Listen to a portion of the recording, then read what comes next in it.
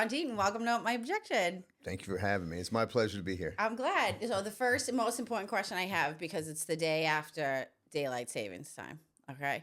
If you get to the United States Senate, can you please vote to get rid of daylight savings? Done. Because this morning I have a 9-year-old and a 6-year-old, and you know, it's without fail. Yesterday's nice. It's sunny a little bit longer, and then the morning after, and I'm sure in a couple days, will be sort of dragging along. So, you know, it was a slow morning to start, but I'm really excited to have you here and have a nice conversation. No, it's my pleasure to be here. Yeah, So like I told you, Christy's a big fan. Thank you. She's Thank excited. you. Tell Christy. Hello, Christy. So you're running for United States Senate for the seat that Ed Markey currently holds. Is that correct? I ran 2 years ago against Elizabeth Warren, and now I'm running against Ed Markey. And you are running as a Republican. I am. That's correct. And there's nobody else as of right now. It's just you. Yeah, it's one of the reasons, honestly, we have a very incumbent-friendly system in Massachusetts. The primary for both parties is September. This year, September 1st. Last time, it was September 3rd. When you count early mail-in voting, you only have like 6 weeks to go from the primary to the general. And so it's very incumbent-friendly. One of the reasons that I would run again is if I thought I could avoid a contested primary. And it looks like I have. I should be the only Republican on the ticket. And I'll be honest with you, you know, being a Republican in Massachusetts, that's strike one. Okay, let's just keep But it. it's good we acknowledge, you know, the problem right on the front. But, you know, I think it's interesting to say that because sort of one of the questions I think is obviously we live in Massachusetts, and maybe most people would be surprised to know that we're not actually a state in which we're the majority Democrats. We're actually mostly independents. And I think that's reflective of that we do sometimes elect Republicans. Oftentimes they're at the state level a little bit more. We tend to elect Republican governors, at least with semi-frequency. But obviously once we get to the federal level, it's a little bit of I think, different analysis for people. So from your perspective, how hard is it to run just as a baseline as a Republican in Massachusetts? Well, it's difficult. And to your point, 64% of the voters are unenrolled, right? And I think myself included, 27% are Democrat, and Republicans only 8% registered. To show you how difficult it can be is, I'll tell you a true story. Last time I was running against Elizabeth Warren, I went to the Log Cabin Republicans meeting. And Log Cabin Republicans are Republicans who happen to be gay. Yep. Right. And a fella came up to me afterwards and he said, John, you know, I came out of the closet here in Massachusetts being gay 15 years ago. He goes, but I haven't come out of the closet as a Republican yet. and I literally, I laughed. You're safer gay here for sure as a Republican.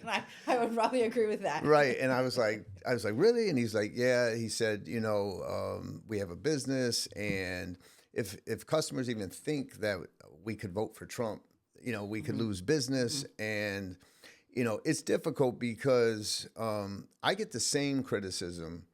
It's the same coin of criticism, opposite sides.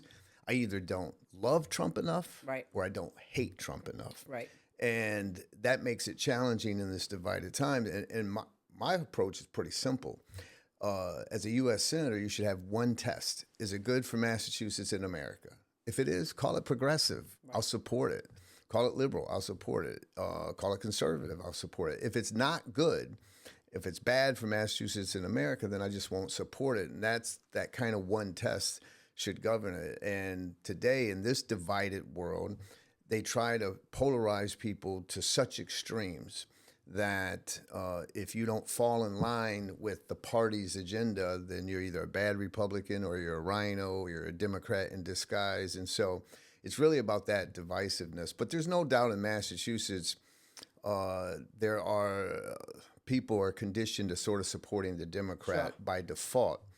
I'm hoping that we get back to a point where we just vote for the best candidate.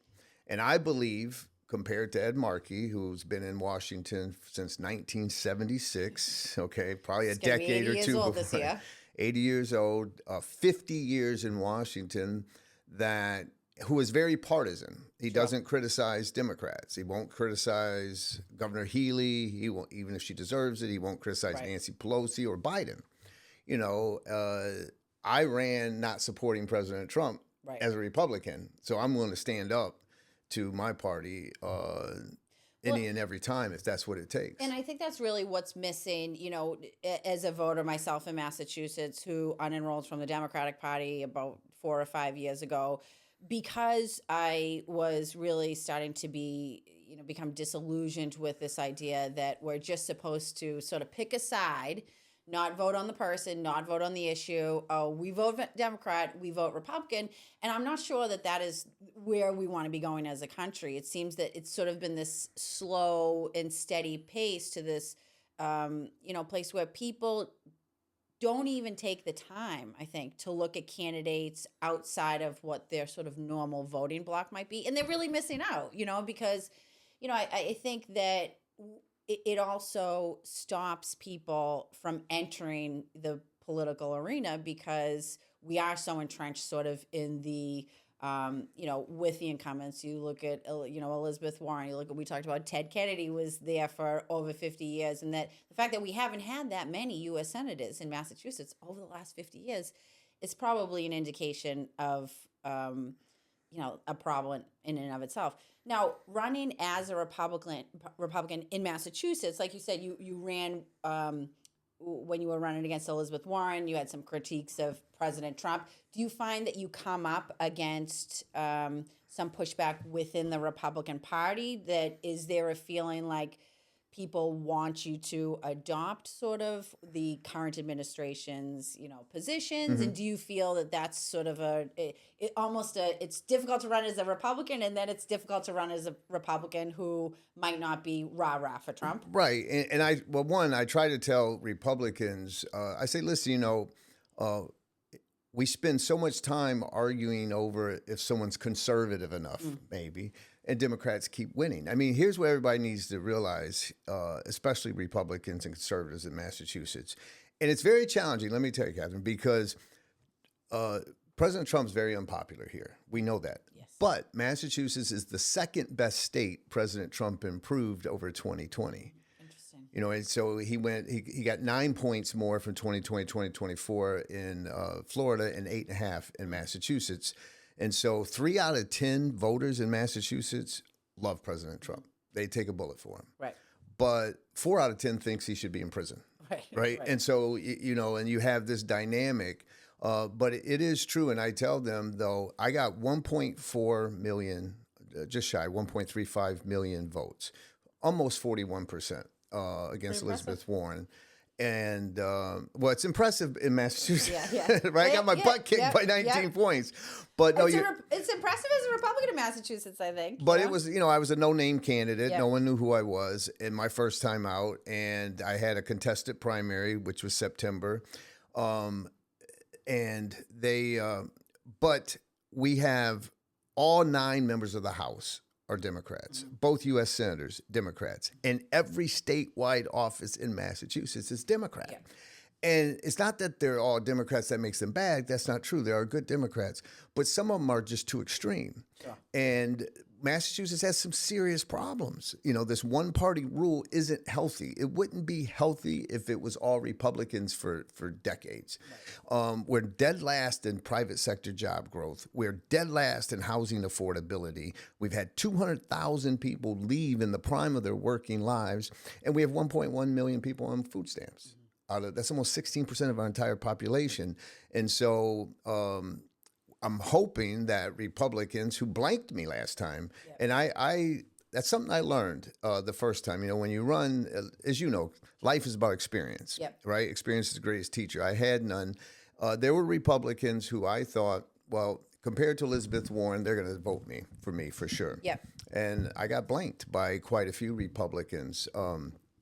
I did outperform President Trump by like 140,000 votes, so I did pick up Democrats and independents. But this time around, I think that they're so tired of losing that they've accepted that although I'm not the perfect Republican for them, that I'm probably the best they're going to get, right? But I tell them this, if they're more conservative than me, if that's how they feel, I still want them sitting next to me. Right. If they're more liberal than me or moderate, then I want them next to me and let's talk about it. Even on issues that we might not be 100%. If we talk to each other and respect each other, we can make progress. Well, it's funny because it really has become sort of this long forgotten thing, which is compromise and debate and having conversations and with people who we disagree with it. And we've really, I think, come to this place, not just in Massachusetts, but nationwide, where, it almost feels like people are so entrenched in their views that any opposing position feels almost in a personal affront, and we've sort of lost this ability to communicate. And both as lawyers, you're a lawyer. Part of sort of our training and thinking is not only that we're going to have an argument on behalf of our side, but there's going to be an argument on behalf of the other side, and there's probably going to be a half decent one on the other side. And in order to be able to really understand the entirety of the argument and what people think, we need to have both sides be heard. And I think that I saw in the last presidential election, there is this feeling people know that something's wrong. People feel that this doesn't seem like what America is supposed to, be. This is not what democracy is really all about, that we're supposed to be, listening to different perspectives. But it almost seems as if, the average person, the average citizens in Massachusetts doesn't really know how to fix that or get out of it. And I do think we saw in the last election, as you said, more people going for Trump. I think he swayed some of those independent votes who said, like, I'm not a Republican. I don't love all things, but I want something that's a little bit different. And so you're sort of seeing this kind of back and forth. And I think the unfortunate things is that the swing, though, is going so far to the left within the Democratic Party and so far to the right within the Republican Party that there's a lot of us in the middle that go, how do we get out of this mess? You're hitting everything right on the head, because the most frustrating thing for me is we go from one extreme to the other. So let's take the border. 12 million people came through. Like, I went to the border in May of 2024. I talked to border security. The number, you hear 20 million, it's 12 million, what I was told, that the first 3.5 years of Biden's presidency came through. That's too many. Right. Even if 95% are great human beings, right? That would be 600,000 bad guys. And that should be a fact we should all be able to agree on. Right. But we can't. Right. If you're a Democrat, you can't. Right. And so we go from that and deportation has to be part of a solution to illegal immigration. But then we go from that extreme to this extreme. Take cryptocurrency, something that I know a little bit about, that I've been involved in. We go from the Biden administration, the boot of the government was on the neck of the industry. And Elizabeth Warren had a bill that would ban Bitcoin and all this stuff. We go from that to the Trump coin. Like, it's always one extreme to the opposite. And so then you have voters who I think are valid on both sides, right? Saying, you have Republicans like saying, wait a second, we're going to ban Bitcoin, this and that. That's too far. And then you have Democrats who watch. And so I think, there often is no reasonable in the middle person. And unfortunately, I think we live sort of in this hyper online world where our algorithms, feed us rage bait, and they tell us that, no, you have to be this way or you have to be that way. And unfortunately, our politicians seem to fall in line with that and feed into sort of the, everything's for a clip or a tweet so that, everybody can get enraged and hate the other side. And what happens is, from my perspective, not much gets done. No, it doesn't. And to answer your question, my solution is vote the bums out. It really is. Yeah. Whether it's a Republican or a Democrat. Yep. I mean, if you take, we've got to start voting for people who fight for things or for people. If you look at my political opponents, right, even Seth Moulton, who's younger, he's challenging Ed Markey. Right. His whole campaign is he's younger and he'll fight Trump harder. Right. Ed Markey talks about constantly fighting Trump harder. It's a 6-year term. Right. Trump's not going to be the president 3 years from now.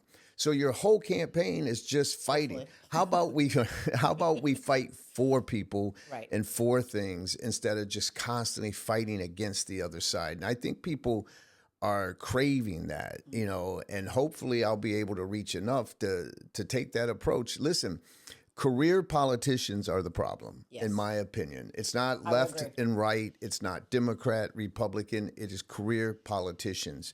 We were talking before, Dianne Feinstein dies as a senator. They were wheeling her in and telling her how to vote in her ear. You've got Chuck, she's a Democrat. Okay, now let's go to Republican side.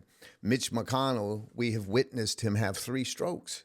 Like live on television, and I'm not minimizing or trivializing that. I don't wish him bad health, but it's time to go. Well, Go be with great grandkids, right? And the question then becomes who's making the decision on those That's votes, the key. That's the and key. people, and I think, one good thing about the public having more access to information is they're asking those questions. So I think we've kind of arrived at a place in the world where it's this sort of convergence of old school politics with this new school, like sort of access. The average American previously didn't really have the knowledge or access to information to question some of this stuff, right? Like they didn't really know unless you were really in politics. And so we're seeing live and in action our politicians, like you said. Why is someone whispering in Dianne Feinstein's ear? And then the next logical question is, well, who's making those decisions? And I voted for Dianne Feinstein. I didn't vote for some aide to be making the decision. And, do you think that it just comes down to once you're there and you have, we know that ultimate power corrupts, right? And it's difficult to resist. And that's why it's important to have people who you put in office who have the ability to sort of resist that impulse to, well, I'm here and this is how it goes and everybody's here and we're down in DC and K Street and the lobbyists and it's a club. And once you're in the club, people don't want to leave. They don't. They don't want to leave. I mean, I look at someone like Senator Ed Markey, and you're not going to ever hear me talk bad about him personally, right? I'm sure he's a nice human being, but he has been in Washington since '76, and he's 80 years old. And you're a lawyer. I'm a lawyer. If Ed Markey was in this room, he's a lawyer. Only one of us couldn't be a state judge in Massachusetts. Because of age, retirement, mandatory at 70 years old. Right. and so it's that, why do you want to stay there? Like, why would you want to be in that swamp of a city? I'm someone who firmly believes in term limits. And I've committed that if we're not able to get a constitutional amendment to term limits, that I would only serve 2 terms. Because I think if you stay there, you have to compromise at some point. Yes. You give in, you start rationalizing. Well, I would never vote for this, but I'm going to vote for this because they promised me that something I believe in on my bill, there'll be horse trading. I mean, I have a Washington Clean Hands Act that I've proposed. Okay, and what's that? It's a multi-legislative act. First thing is a term limit. It's cleaning Washington up, term limits, right? You get 2 terms as a senator, 12 years, and you get out. You get 3 terms, same thing, 12 years. It'd be 6 terms for congressman. That's number 1. Number 2, no insider trading, stock trading.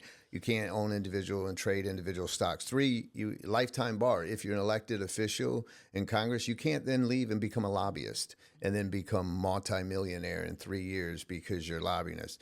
There's a statutory bar. If you worked for the FDA, and this is the system we have. You're the chairman of the Federal Drug Administration on Friday. You resign, and on Monday you're showing up at Pfizer's board. That's right. That actually happens. That's right. It actually is more common than not. I mean, Absolutely. If you really think about it, if you're the head of the FDA, it's basically a job interview. It is. Right? And so, even in its all sort of fields, it's certainly not just big pharma, but if you think about, okay, so when you're in the FDA and you get to the very top and this is a job interview, what kind of decisions are you making? Are you making them on behalf of the American people, or is it with the intention that you're going to get a job making, exorbitant amount of money as long as you do everything, you're a good little soldier while you're there. That's right. And how do we, there's no way to disincentivize that unless we You have a outlaw law. it. You have a law that says you have a permanent bar, or at least a 5-year bar if you worked for the Securities Exchange Commission legislation regulating cryptocurrency or the exchange. You don't get to go quit and then all of a sudden you're working for the companies you were just regulating, right? So we have those bars. How about this? Single issue bills. Instead of these 2,000 pages that have everything, why would, if we're going to have a Ukraine funding bill, call it the Ukraine funding bill. And vote on the one issue. And only vote on Ukraine funding. Right. And this is how much Ukraine gets, or it could be Israel, it could be Haiti, it could be anything. But don't mix Social Security issues with foreign aid to countries issues, single issues. And those bills should be published, the final text of the bill, 72 hours before voting. They maybe not be 1,000 pages. And not be 1,000 pages because they're not such this omnibus. Here's another thing. They shut down the government, but they get paid. That's right. And so you don't get great health care. They exempt themselves on everything. Yeah. And so I believe we truly have been living in the corruption era. Mm-hmm. And it may not be that they intentionally they were going to Washington to become corrupt, but it happens. Like you said, the temptation is so strong. Now someone's going to say, well, why are you different, John? Because I wasn't supposed to graduate high school. Right. Well, let's get into a little bit of that. So I read your book, Food Stamp Warrior, and I have to tell you, I love an underdog. And you are, if there is an underdog, that would be you. Yeah. So you grew up in Michigan. I did. In pretty severe poverty. Yes. In an area called Highland Park. Yes. And really, it was listening to sort of your stories about growing up. It was so apparent to me that you had this feeling early on that this wasn't the world you wanted to stay in. And it was almost seemed to me like a fight throughout, like from early childhood. Mm-hmm. How am I going to get myself out of the situation? I thought it was so, relatable because I think that there are so many people who grow up in this country. We think about America and we think, everybody has access to A, B, C, and D, and that's just not true. There are millions of Americans who are, working hard and struggling to pay the bills and feed their children and keep them safe in, difficult neighborhoods.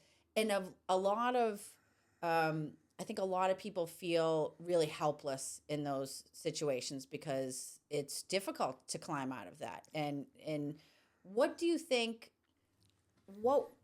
is it something that was innate in you that you just knew right away that I'm going to have to work really, really hard to change my circumstances? Because this isn't really just climbing up one rung of the ladder. I mean, you're going to the very top. Yeah, I grew up in a place called Highland Park. It's a subsection of Detroit, and if you look it up, you'll see it's ranked in the top 5 worst neighborhoods in America for 50 years. It's pretty bad.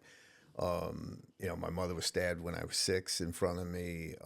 Between 3 years later, a predator began raping me for a period of 2 years, brutally, who threatened to kill my mother if she or anyone found out. And after watching her almost bleed out in front of me, you can imagine what that did to a mind of a child, right? And bought my silence, something that I kept for 40 years and never shared with anyone until I wrote it in that book.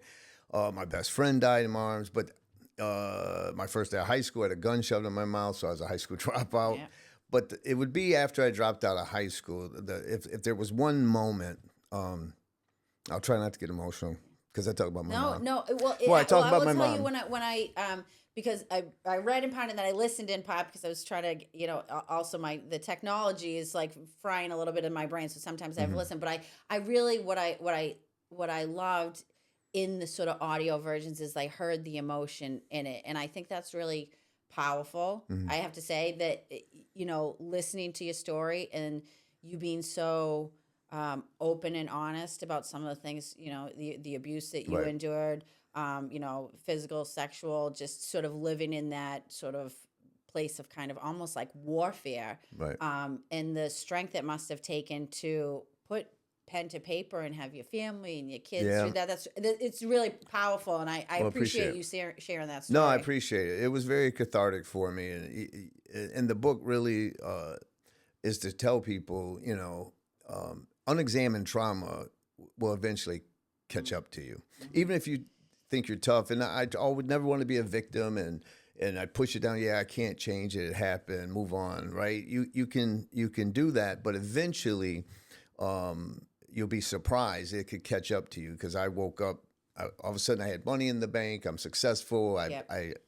I did it, right? I Yep. was a good father. My dad was a deadbeat dad who abandoned us. I broke the cycle. And I'm waking up 3 o'clock in the morning crying, like just bawling. I'm thinking about being raped when I was a child because I had never dealt with it. My best friend dying when I was 17 in my arms. I'm like, why is this bothering me? Yeah. Now, 40 so many years later. later, right? Like when things are supposed to be great for me. And it was just, I had realized that I could finally take a break. Like I finally had some money and I wasn't in debt and I was a good father. And then my daughters moved to college, which was a big Yep. change for Yep. me because I dedicated so much of my life to that. And so all of a sudden I was like by myself and reflecting. And then when you reflect and have time, that trauma can come rushing. But the moment probably would be that I was telling you I might get emotional talking about my mom is that my mother caught me crying. I'm just devastated. I couldn't find a school. And people got to realize this isn't Google, didn't exist. That's right. So, I couldn't find a school to go to, and I wanted to go to college. And I couldn't find one. I'd been out of school for almost 4 months. In my freshman year, I'm 14 years old, and my mother's like, "Why are you so upset?" And I said, "Mom, I want to go to college, and I need to graduate high school." And my mother said, "Well, just do what your brother did. Work till you're 17. I'll sign the papers, and you go into the military." That was, poor kid's Sure. ticket The out path. of the hood. Well, there was a quote you said that it said the military is a poor man's path, sort of out Out of of the hood. out of poverty, out of the hood. Yeah. Yep. Yeah. And I said, "Mom, I don't want to do that. Like, I need to graduate high school." And my mother, who was, the only thing I had in the world, this strong, independent woman, put her arms around me and said, to console me, said, "Son, I'm sorry, but college isn't for people like us." And so realizing that that's what poverty had done to my mother, this strong, beautiful, independent woman, not college educated or high school educated, that it had broken her down, her self-esteem to the point where we were like just white trash, subclass humans. And I think that moment was when I just said, somehow, some way, I'm going to escape this life. Like I'm going to break this thing. I'm not going to let that happen to me. And so really impressive for me was reading about, so, I mean, you're going into high school and there's a story about how you were worried about essentially, your safety and that you went and got a gun from somebody that you knew in the neighborhood and you sort of had this seems like almost a light bulb moment outside of like a flash, in the future. And, I mean, sometimes I don't know, who you pray to or if you do, but I sometimes think, well, there's somebody looking out someplace that sort of sends that message. And from there on out, as a 14-year-old, that you took the bus all around the area trying to find a school that would take you. To me, that just shows, it just shows sort of the grit inside of you, even at such a young age, because most 14-year-olds would not know where to start or even have the motivation to do that. But ultimately found a school and a principal who sort of took a little pity on the situation. And, it's really, sometimes I think it's important for people to understand you only need one person to believe in you. That you're right. You really do. That and one, it felt like that principle was that for you. one act of generosity or kindness that can change the trajectory of your whole life. Of a life. Yeah, Terry Urquhart, he took pity on me. He told me, I was like, "What's the tuition here?" And he was like, $1,400. It was 1981. That's 14 grand to me, whatever. Right. It's a lot of money. Right. And he knew I couldn't afford it. And he said, "I'll tell you what, we'll cut it in half and you get a job, but you got to play 2 sports. You got to maintain a 3.5 grade point and be active in the church." And, he gave me that opportunity and just someone believing in you, right? Like you said, and having this attitude, I can't disappoint this person. That's right. Like, I'm going to get that 3.5 grade point average. I'm going to be the best football high school player I can be in basketball. Like, I'm going to play those sports, and I'll, even though I wasn't actively going, I'll go to church. I'll do whatever it takes because I can't disappoint this one person who put their faith in me. And so anyone watching this, one act of kindness, one act of generosity, of believing in someone can really be all that they need to sort of spark them. Because that really sort of set you on the path to, it seems like you always had the drive to get out, but maybe weren't quite sure of how. You knew it was education, right? So it was important that you recognized that at a young age, and then you sought out that education. Then you continued to seek out education. So then you went to Eastern Michigan, I believe it was, and then you went to my alma mater, New England School of Law. Yeah, and do you feel like your experience sort of growing up and having really this system kind of, the world is sort of against you. And I think that's something that doesn't get talked about in a real way enough in our sort of political landscape, that, we kind of sort of gloss over that people are struggling or people need help. But I don't think people quite understand that there are, and it differs depending on what state you're in or what city you're in. But there are people, millions of people who are living in very, very difficult situations. And did you ever expect that you would be sitting here having run once already for the United States Senate, doing it again?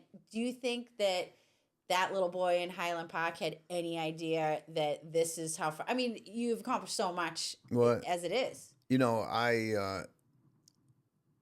I had the dream. I didn't know if it would ever happen. Like, I knew that. And the drive. But you're right. And one of the reasons I ran is because when you learn my life story, I really am like the breathing embodiment of the American dream, right? Hard work, but you got to have an opportunity. And I fear that someone said, why did you ever decide to run? And it was, could I accomplish today if I was that 14-year-old boy? That's right. Could I do it today? Right. Or would the high school be so expensive that even if they cut it in half, that I couldn't do it? Do you think you could do it today? Do you think I don't know. Could do it today? The fighter in me wants to say yes, of course. Sure. Like you just can never give up, but it's in doubt. I don't recognize it. There's so many of it. It's why I get frustrated. There's so many Americans that have not yet participated in the American dream, who don't have potentially the opportunity. So could a kid in Brockton or Springfield or Roxbury, could they do what I did? I just don't know, and I don't want to be one of the last generations to be that poor kid who made it. Right. If you look at the wealth gap that we have in this country today, the difference between the haves and the have-nots, it's gotten out of control. The evisceration of the middle class is gone.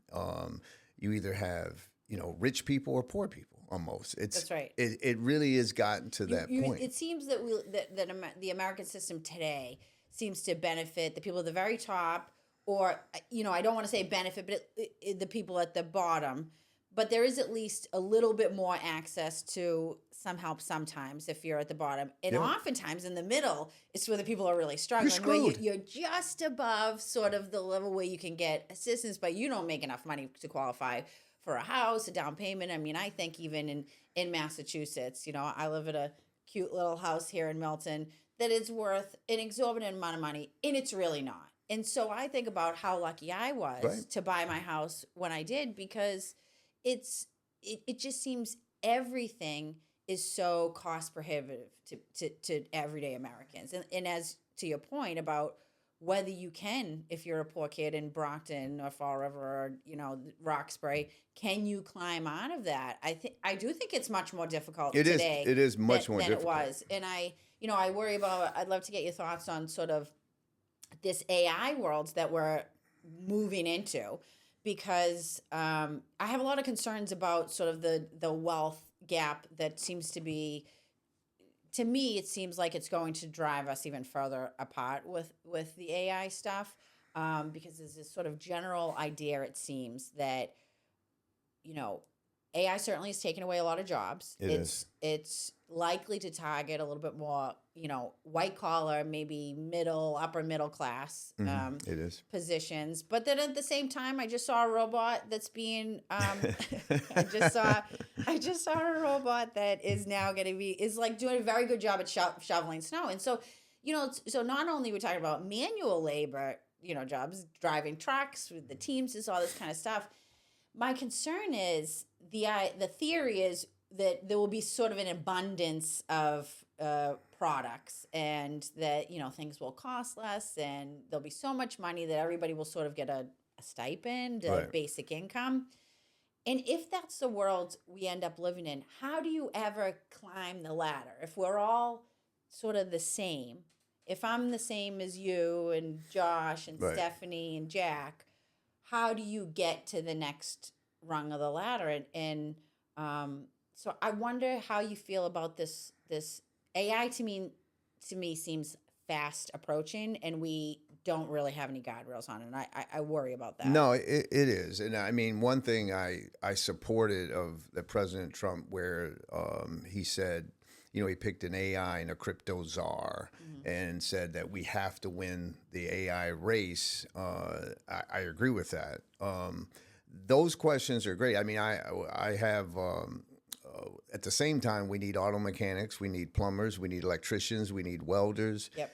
And I think there's things we can do to revitalize those vocations and trade schools to help with jobs.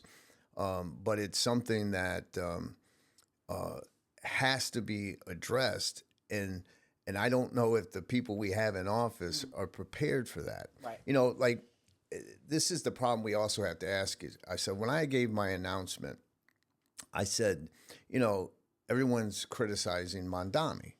Yep. Right? Now, I'm the furthest thing from a socialist. Sure. Like, I am a free market capitalist. There's no doubt about it. But I said, instead of just calling them communist and these names, how about we figure out why he's resonating with people? That's right. Why are young people turning to it? And the answer is capitalism isn't working for them. Right. And I don't view, you know, it was a Republican, Teddy Roosevelt, who came in. It was a gilded age. The wealth gap was huge. He took on the oil barons and the railroad tycoons, and he broke up all those monopolies.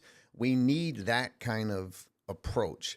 If you take healthcare, the reason the Affordable Care Act, Obamacare, was never going to be affordable, and the shame on the Republicans who only complain. Yeah. They never offer, right? The ones that never offer, they just complain about it, but they don't offer anything. Solution. That's right. You got to offer solution. And that's the frustrating part. It's that we were in this cycle of complaining, nobody doing anything about it. So if you have a legitimate complaint, you know, what's your solution? What's the solution? And so it allowed for 3 vertically integrated insurance companies. And when I say vertically integrated, I mean from manufacturing all the way down to retail at the pharmacy level. Yeah. And they control over 90% of the healthcare in America. That's not real capitalism to me. That's cronyism. Right.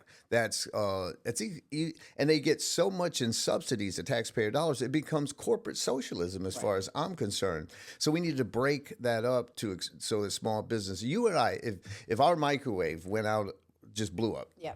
You and I could go online right now and we could compare microwave prices for hours across the country, brands, prices. Try doing that for insulin and blood thinner and life-saving drugs. It's not allowed. Right. Now, why is that not allowed? So we need full transparency on drug pricing. We need to get rid of these huge conglomerate corporations, just breaking them up. And we have the laws on the books to do it, but they're all bought and paid for. These politicians, whether it's big pharma or whether it's the multi-billion-dollar corporations that seem nothing changes. Mm-hmm. You know, I confronted Elizabeth Warren on the debate stage over Epstein. Did you? You can look it up. October 15th. And what I pointed out to her was that she had J.P. Morgan Chase's CEO he was being questioned by her in the state Senate committee. And I said, how come you didn't ask one question? They settled with the Epstein victims for $300 million and settled with U.S. Virgin Islands for $75 million. They financed the sex trafficking operation. And how come you don't ask one question? Right. And it was because their donors were on. And now Trump runs on releasing Epstein, and then he does it. Right. So nothing changes. And I think that's what, I think that's why we are in such a sort of charged climate, because people are realizing, they're not actually doing nobody's doing anything. Nobody's doing anything. It's the Democrats aren't doing anything. The Republicans now say, oh, well, Biden, this and that, and the Democrats say, oh, Trump, and it's always the blame game. It's pointing the finger everywhere. And, I think going back to what sort of we started talking about, this idea of term limits, and I think in conjunction with that is trying to get the money out of politics. And I know that's, Oh, yeah. or at least the level of influence that we have come to in 2026, because it seems very clear to me that the vast majority of our politicians are incentivized by whoever is donating money to their campaigns. And it's, I think what it's doing is not only is it detrimental to democracy in our society, but it's also really disillusioning en masse the American people, that people are starting to feel like we kind of always maybe knew a little bit. We didn't have that much of a say, and there was this much influence, but now we see it front and center, and no one's even trying to hide it anymore. No, everyone's being bought. No, and no one's trying to hide it. I think that these elections should be public funded. Each side gets $5 million, whatever it is, $3 million, and you can divide it how you want. Yep. But because all it takes is if you can find a billionaire that'll write $1 million check. That's right. You know how much that makes up for $50 from regular people. Right. And it really is discouraging, because it becomes very difficult to beat the system. Right. And the system needs to be beat. Here in Massachusetts, there's no greater example that 72% of the voters demanded that audit be done. Now, how often do almost 3 out of 4 people agree on something? Yeah, it's virtually never. Right? Almost 75%, 72% said we want the audit. Let's see how our public funds are being spent. And they said no, right. We're not going to do it. Right. And the governor won't do anything about it. The attorney general won't do anything about it. We just got the decision from Justice Wetland that said decision. You don't have a right to. Diana Zoglio, for anybody who doesn't know, who's the state auditor. And there was a ballot measure that passed overwhelmingly. Yeah. And so it's not even as if she's trying to undertake this in just her own capacity. No. It was on the ballot. And everybody voted for it. And I should say this because you were talking about how you can't belong to one, like if you can't go outside your party. I said something very positive about Diana. She's a Democrat. And someone said, "Oh, she's a liberal and she's a Democrat." And I'm like, "And I'll vote for her." Yeah, right. And that should be okay. And that should be okay, because I think she's doing a good job, and she's trying to implement the will of the people. And hopefully we can get back to someday doing.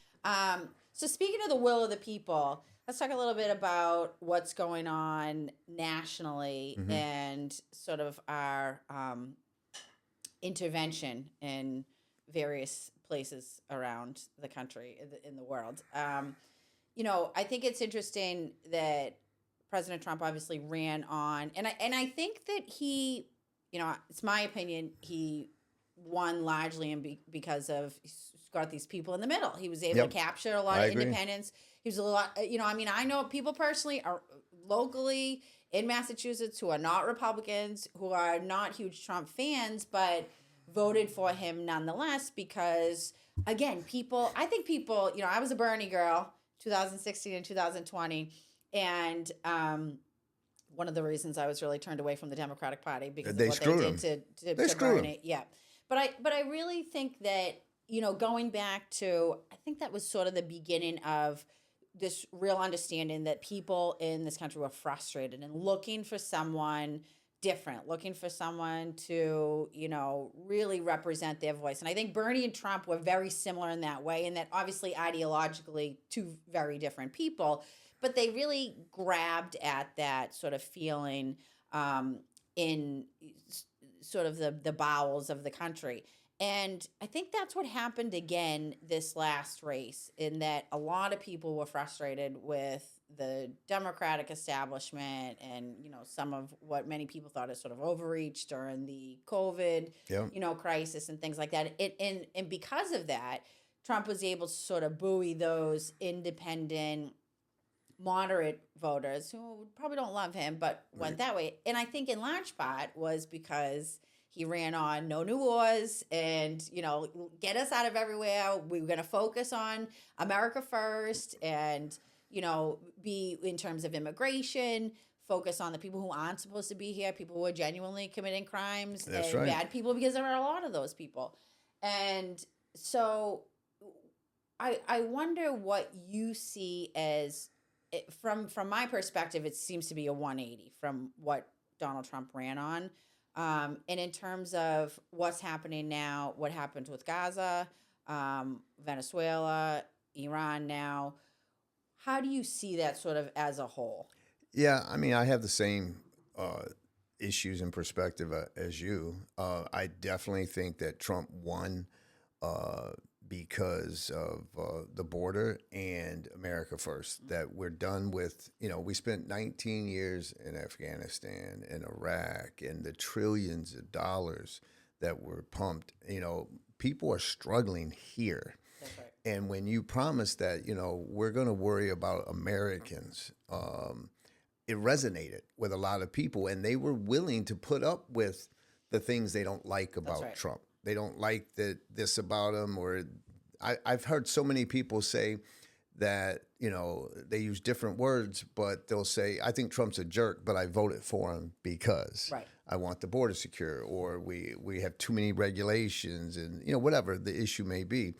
I fear that, Venezuela was such I served in the Marine Corps. So regardless of what your position is on doing it, it was a pretty impressive operation.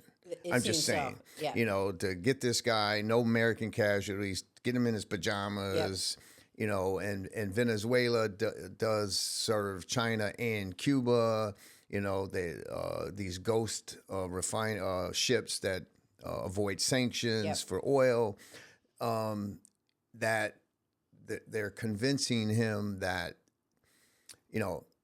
if you can pull off Iran too, Cuba falls, and then you'll go down in history as the greatest foreign policy president in the world. Like, I think there's some of that in his ear, because you're talking about religious zealots. Yes. They don't look at death the way you and I do. No, they don't. Right? They almost welcome it because of martyrdom. Right. And they're going to be rewarded in heaven. That's right. All these things. And you really can't talk rational with someone who views the world that way. And I'm hoping that President Trump is going to just do what he does and declare victory. Well, and realize that you're not going to get regime change. No. And I do think that there's some serious questions that need to be asked. This is sort of a stark difference between me and, say, Ed Markey. Ed Markey immediately said, you didn't ask Congress for approval. It's unconstitutional. You should be impeached. But when Obama went into Libya for 7 months and did, it's the same. It's just politics. It's the same both ways. Right. And it's like, be consistent. So I'll criticize Trump. I don't support this Iran war. I don't see the exigency. Right. I see, yes, you can come up with the regime. I'm not sympathetic with the regime. They slaughtered 35,000 of their own people, right? They're cruel, they're evil, but there was no exigency to do it now. You haven't made that case to the American people, and you've got to make that case. And then when your Secretary of State says, well, we did it because Israel was going to do it, it's like, oh my goodness. So now the quiet part out loud. yeah. Did you just say that out loud? And I know they're trying to walk it back. Yeah. Right. But then it feeds into the perception that a foreign government like Israel has way too much influence on our politics. And what do you think about that? Because I think, it's a very, it's a somewhat touchy It is. topic, but I think it's becoming a little bit more acceptable, at least to have it, because it does seem, I think, to the average American, and certainly people who pay attention to politics, that Israel in particular does have some sort of strong say in how the United States acts militarily, at least in terms of the Middle East. Well, and I mean, you just had Secretary of State say that, right, out loud, Right. and the president has said certain things as well. I mean, listen, I reject Israel is one of these topics that you either have to be all the way in for Israel, Right. all right, and if you criticize Israel, you're an anti-Semite. Right. I reject that, but I also reject that Israel's the root of all evil. Sure, right? of And course. we can have this conversation. I think Benjamin Netanyahu, we can criticize him without being anti-Semite. Right. At the same time, I do think there is a rise in anti-Semitism. Yeah. Like when Harvard's president testified before Congress and wouldn't agree that calling for the death of every Jew and the destruction of Israel rose to the level of misconduct, right? Protect your Jewish Again, students. extremes. Right, extreme. Right? Like, so we can say that, but we can question, does Israel have too much of an influence? I'm someone who has always believed that Epstein was tied to intelligence. Yeah. You're a lawyer. You don't get that deal. No. Unless you're connected. And the former assistant U.S. attorney said he was told to, Costa. right, he was He told belonged to intelligence. he belonged to Yep. intelligence. You look at the connections, and there's CIA, Mossad, all of that. It's got their fingerprints Yes. on it. And so it is a legitimate question to ask. And, I'm someone who I'm not going to take money from AIPAC Yep. because it doesn't mean I'm anti-Jewish. I have tons of Jewish supporters Sure. and friends. But there is a legitimate perception of that we are occupied. Yes. And that there's too much influence. So, as you know, the appearance of impropriety can That's right. become the impropriety, Right. even if it's not actual. That's right. So the best thing to do is say, I'm not going to participate. I'm not going to take any money from that kind of lobbyist or PAC, and I'm going to vote my conscience, whatever that may be. And there's a good chance that it could be supportive of certain policies and not. Sure. And I think that's what we need to get back to. I tell everyone, like with Ed Markey, he is going to be a no matter what, as long as Trump's president. That's right. I'm a maybe. Right. I'm not a yes. which I'm not a is- rubber stamp by Right. any stretch, but I'm a maybe. It's proved to me that it's good for Massachusetts and America because 1/3 of Massachusetts' budget comes from the federal government. Like, we have to have a relationship where you can at least, we need to get those bridges fixed. That's right. On the Cape, Right. we need infrastructure money. Well, and that goes to this idea, like that you haven't sort of sold. Nobody sold this idea. Number one, when we have an administration and who the president ran on no new was, and then we're in new was, and so even if ideologically you say, okay, I understand it, but the money that's being spent, so you have everyone from the top down, whether it's a Democratic president, a Republican president, and then you have Congress, who to me at this point seems useless. It does. They don't do their no job. one takes a stand.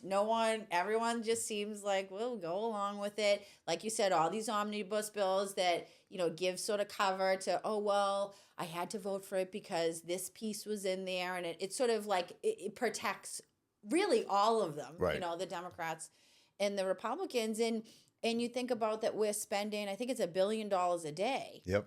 And, how it's difficult. It seems very simple to me. How can you sell me that there's no money for education and healthcare, and you take in free lunches away from public schools where that might be the only meal for kids, but we can spend $1 billion, bombing a city like Tehran that has 9 million people in the metro area. We're not talking about fields and deserts. We're talking about people and Right. civilians and families, and so I don't see to me, I don't see a positive end outside of just say you won and back out. Just claim the victory and pull out is, I think, the best case scenario. Now, my concern is sort of I think the hubris that we all know can be very dangerous, and when you have power. And after the Venezuela, intervention and the success of that, not only militarily, but I think many Americans, saw that as sort of an example of American strength, Right. that we've sort of overshot. And not only is that bad for us because we're sending our sons and daughters over there. Yeah, I mean, and I don't want to send my kid to war to fight. I'm okay, sending my kid to a war to say, like, we're really protecting something or Right. defending something, but Right.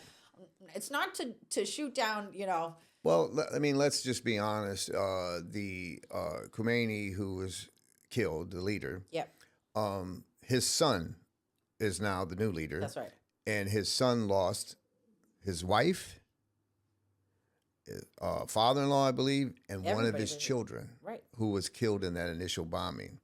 So What that's does that make him? I'm just saying. You know? think he's going to be let's cut a deal with America, Right. Let's go pro democracy, pro Western. That's right. It's unrealistic. Sure, if you're going to roll the dice and you're rolling that, you think that this initial hit was going to cause the people to rise up and overthrow their government, and if it worked out, you're great. But it didn't. Right. Right? I disagree with you taking the shot, but you took it.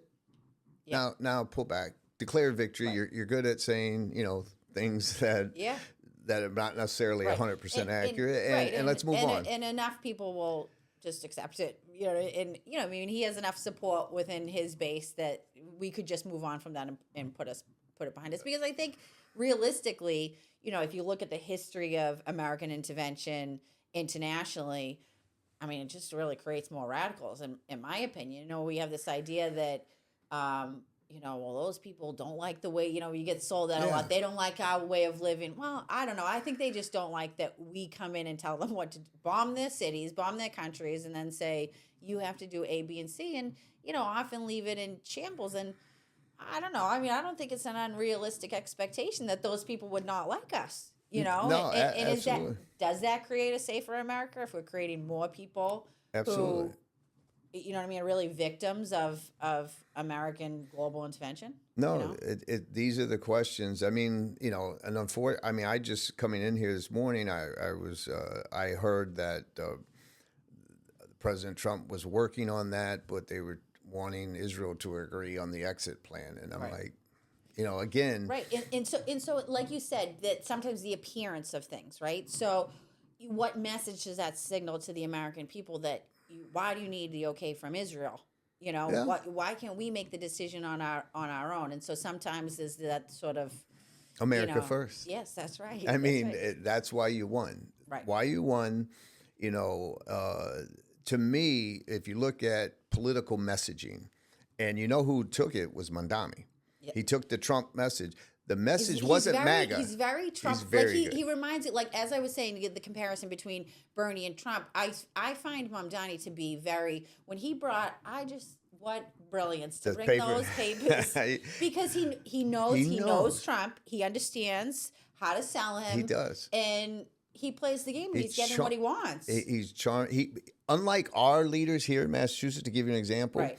they need to take that approach. Right. Get what we can get. Right. Mandami knows that if he can get billions from the federal government for New Right. York, Right. if he needs to go for housing. if he, I mean, exactly. win-win. If he needs to go charm the president instead He's of willing to hate do the it. president, Right. right? Right. He could hate him secretly, Right. but he knows to do it. Right. Absolutely brilliant. But he took the same approach. What got Trump elected and won those independents wasn't MAGA, because that's got too much Right. of a negative Right. connotation for people. It was America first. Yep. And when Mandami went New York first, Yep.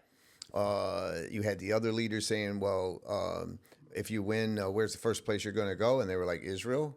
Yeah. And Mandami's like, I'm going to go to each 5 boroughs. Yes. I mean, It was so simple, but so effective. so effective. Because So effective. every once in a while, you see that someone understands. Not only do they have their finger on the pulse, but they know how to sort of harness that Right. energy. And he did. It's like, listen, and it's funny. It's one of those things. Everybody in the country has a thought about Mangione. Well, people ask me, I don't live in New York City, so if people want to vote for him, we live in a democracy, right? And like if he ends up being too far to the left, you know what will happen? There will be sort of a correction, and it will swing the other way. But I think that for me, what's most difficult in the in the landscape now is that you have to.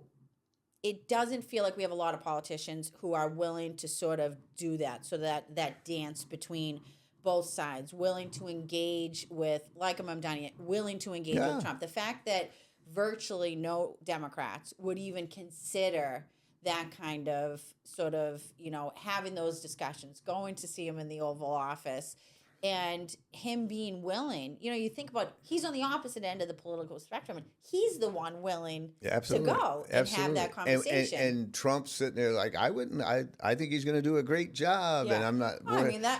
Those pictures alone, oh my God, might be the biggest smile I've seen from Donald Trump. It's incredible. And I think, the thing is, I think Trump actually likes me. I think he does. And, if we go back to COVID, I remember when Nancy Pelosi was arguing she wanted like $2 trillion and Trump was agreeing to $1 trillion or something for it.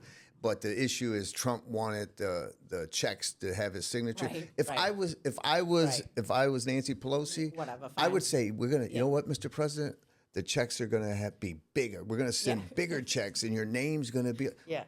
Who cares? Just do your job. Right. Well, because it's a little. I laugh just because it's. It's like so elementary. We're gonna send a picture, autographed picture with the check. Who cares? But Trump is he's a media guy. He's a sales guy. He's a sort of, he likes the adoration. So why not? I think you're right that if you had said, hey, we'll do whatever you want. Put some more, and we'll just make it, whatever you want it to look like. You want your name big on it, totally fine. Whatever. What's the harm really in that? It's ridiculous, but whatever. Of course it if you is. have to but ultimately, your job as an elected official is to get what needs to be done for the your people, your constituents. 100%. And so, that's why I don't understand, when Maura Healey wasn't going to go to the white governor's meeting at the White House. Right. It's like, be like Mondami then. Right. You don't. Right. That's all. Mondami called him a fascist and everything in the book too, but he's and now they're smiling, taking pictures together. Because he's doing his job, right? And that's what I don't understand, and I think that's why people, the State of the Union, Ed Markey wouldn't go to the State of the Union. People don't get a chance to not go to their job. Go to your job, and you know what? Clap when he says something you agree with, and frown when he says something you don't agree with. Right. And then afterwards, give a little speech about what you agree with or you don't agree with. Right. But we've gotten to this point where it's such toxic division that they don't even... your own party turns on you if you do anything that's... And that's why, I don't know how we fix it, but I do think that the two-party system is not working. Well, it's broken. Because, like you said, for the State of the Union, and you have, depending on who's in office, you have virtually the same reaction from the opposing party. And, I was watching, I'm always sharing things in my Instagram stories, about 9,000 of them a day, but I just shared, it was one of Bush's State of the Unions, and he started it by saying, I'm the first president in the history of the United States that gets to say, Madam Speaker. And, Dick Cheney stands up and claps, and Bush turns around and claps, and the entire chamber gets up and claps. And I'm like, can you imagine that today? No. It's and so I think for some of us who, listen, politics has never been perfect, right? And there's always been problems. But I do think for most of the history of, in the United States, we've been able to work with our, brothers and sisters across the aisle, right? And now, to me, it feels like it's almost like you're looked at a traitor. If you're a Republican and work with a Democrat, you're a Democrat who works with a Republican.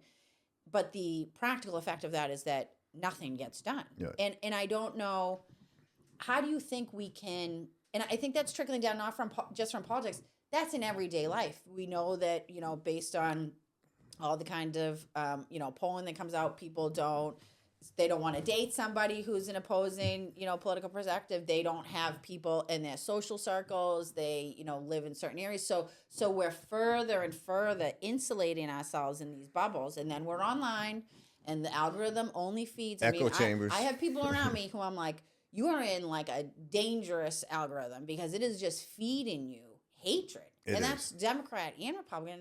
And I'm like, it's not reflective of what's actually happening. So I know it's a bigger question than, we could just answer easily, but how do we get out of that cycle? That's a question I wish I had like the perfect answer for, because I think that the algorithms that you talk about are driving the outrage, and outrage sells. Yeah. And negativity sells. And the question is, at some point, it's going to get so bad that people are going to revolt, and the only thing we can do is try to show that compromise isn't bad, because at some point the word compromise became a very bad word. That's right. In politics, and I don't know. We live in a divided world. I mean, Trump won all the independent swing states, and he won the electoral college and the popular vote. But he didn't win by 10 points. Right. He won by like 1.5 or something like that percent. I mean, we live in a divided world, and we've got to figure out.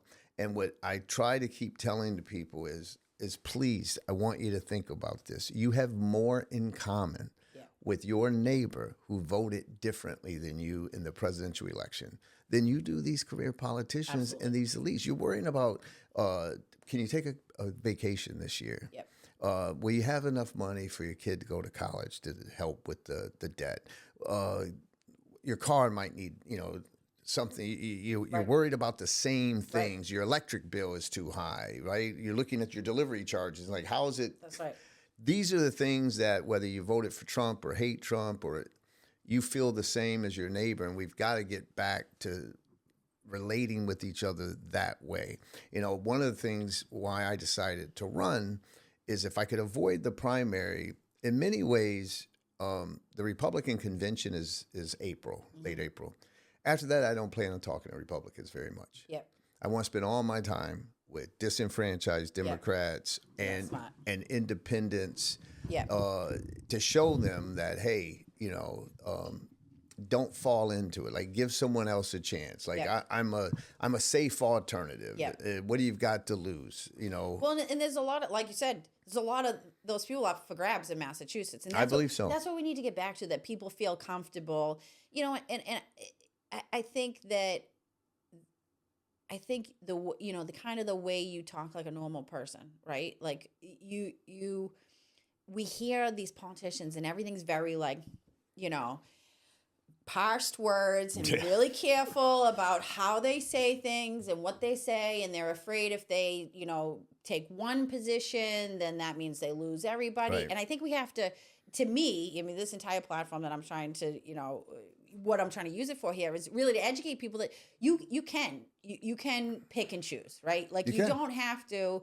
That's why I do feel a little free.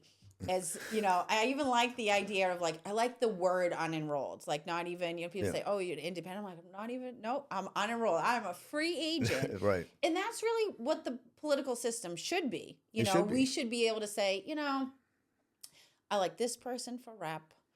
She's a Democrat. I like that person for Senate. Right. He's a Republican, because I'm voting for the person. But where we've sort of arrived in 2026 is that now we just vote against. We vote, that's it. We want to make sure a Republican doesn't win. So even though I hate the Democrat, I'm going to vote for the Democrat. Right. Who is that helping? No, it's true. Listen, and we've got to stop attacking for example, Trump says he wants to increase the military budget by 1.5. I think they need to pass an order trillion. First. There you go. You stole it from me, right? And here's what I was going to say. It's if you look at the big, beautiful bill, it'd be like, okay, wait a minute. You're starting at Medicaid and food stamps? Right. They haven't passed I'm pro-military. I'm a Marine. Right. But pass an audit. Right. All right? Right. You haven't passed one in 10 Right. years. What do you mean you can't find the F-35? Right. or Well, or $1 trillion over 10 years. That's right. You can't lose $1 trillion. That's right. Um, Well, I guess you can. but and then immediately there'll be someone to be like, oh, well, you're not supportive. No, I'm supportive of the country. Right. I'm not loyal to a man No.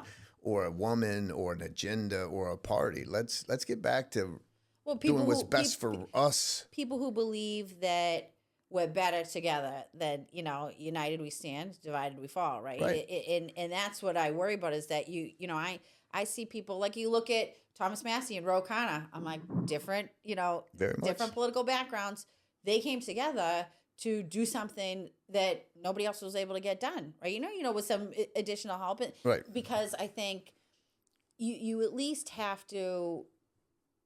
we have to focus on the people who are willing to take a stand, right? And not only take a stand when it's easy, but take a stand when it's difficult. And you have to be able to be principled, and you have to understand what the Constitution is. And I always, something that's really concerning to me is that we've sort of dumbed down the American populace, and people don't understand, like, the what democracy is, what our Constitution, why it's important that we follow it, why it's important that there are rules and that we respect the judicial system. And we can critique it and acknowledge the flaws, but I think that in my most ideal world, we would have more principled politicians, because now we've just sort of created this trap in which you need a lot of money to run, then by the next automatic sort of step from that is that, well, if you get a lot of money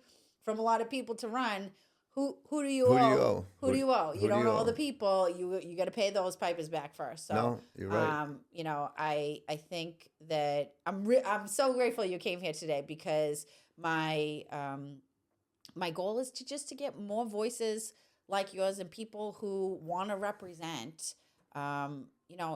You want to represent the people of Massachusetts, not just Democrats, not just Republicans, not independents. You want to represent everyone. I think that's what we should be sort of aspiring to have all of our elected officials. That's sort of be the base of the reason why they're running. It's okay if I'm one political ideology, that doesn't mean that I'm only working for the people in my party. Right. I have to work for everybody. No, 100%. And I think that we are living in really bad times. Yeah. I mean, dangerous times. I don't recognize the country in many ways. We, like I said, we live in this corporate dominated world.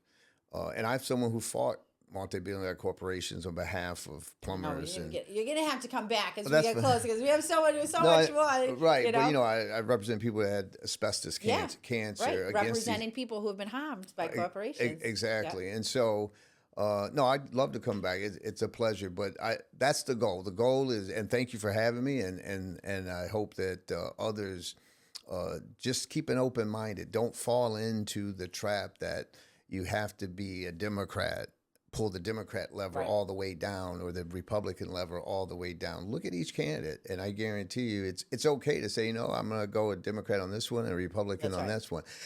I wish I was wealthy enough to self-fund and be an independent. Sure. Or that I was so popular that everyone knew who I was, right? Like a Mark Wahlberg or some could run because of the name recognition. But even and that's the problem with the sort of the establishment two-party politics. It is that if you run as an independent, everybody knows that I was a Bobby Kennedy supporter, and I watched how the Democratic Party fought against him just for him not to run, and that's the kind of stuff that we need to be getting away from. That people need to have, it's we the people. Yeah. Right? The Constitution was written for we the people. We are the ones who are supposed to control who we put in office. And those people are supposed to work on our behalf, not for corporate interests. So I got one question for you as I sit here listening to you, if you don't mind.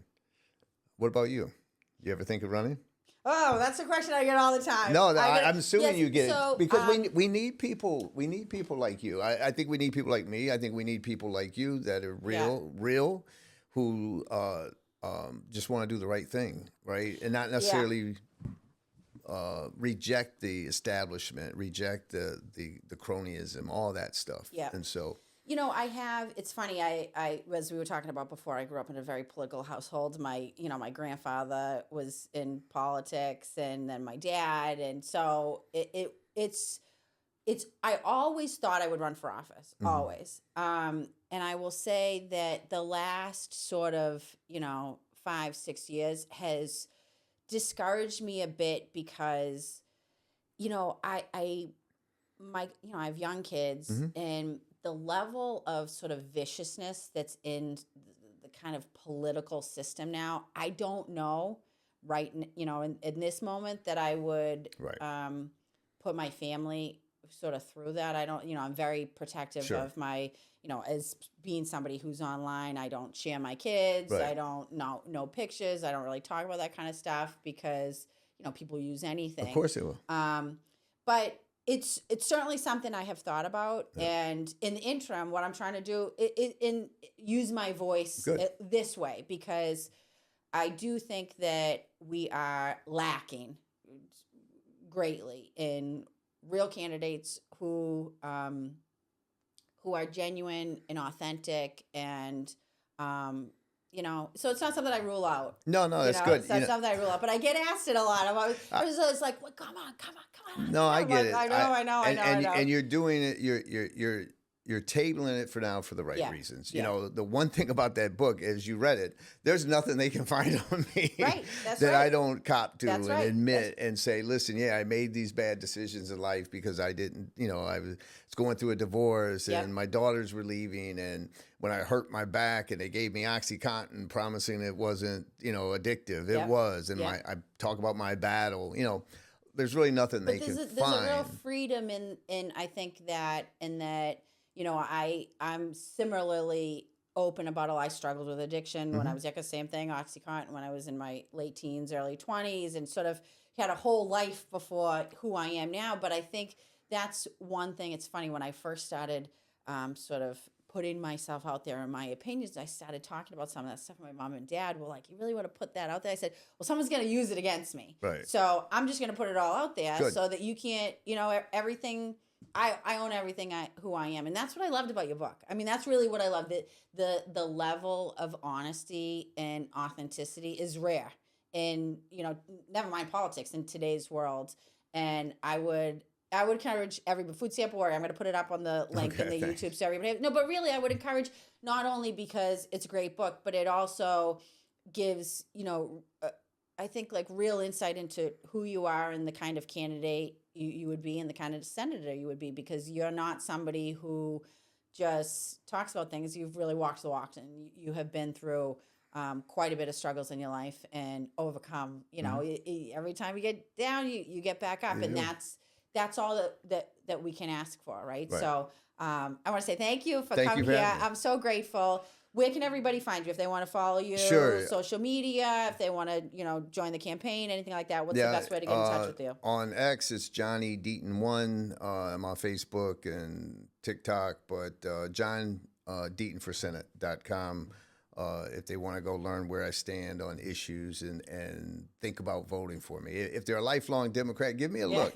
No, the Boston Globe isn't a bastion of conservatism, and they called me a reasonable alternative. Oh, they did? Well, that's good, because you know what? There's somewhere up here, you're in good company. There's a Boston Globe right in the middle. That's the endorsement for my dad when he ran against Billy Bulger Jr. Oh, nice. And Steve Lynch in '96. There was the other son of South Boston that they endorsed. So, good company there, Mr. Deaton. So, no, I appreciate you having me. It's been an honor and pleasure to talk to you. This is great. And I wish you all the best. Thank and you. maybe as we get closer, we'll have you back. I would love to come back. Awesome. Thank you. Thanks, John. Thank you. Thank you. That was great. That was great. Thank you. That was great.